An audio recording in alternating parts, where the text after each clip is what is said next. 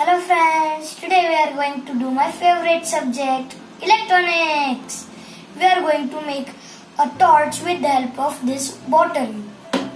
We will need a bottle, a scissor, a tape, cardboard, a switch, a battery, some LED lights. We will cut the cardboard like this, attach the battery with the help of this tape.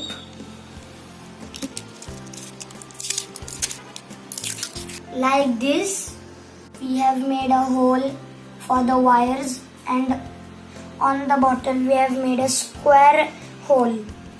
We will open the cap. LED lights have some double tape. We will stick this. Now we will put these wires in the hole. We will fold this and attach to the bottle cap like this. Now we will attach the two positive wires. We will fix this.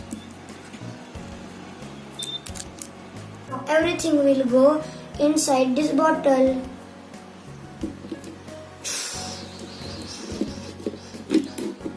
Now we will fix the bottle cap.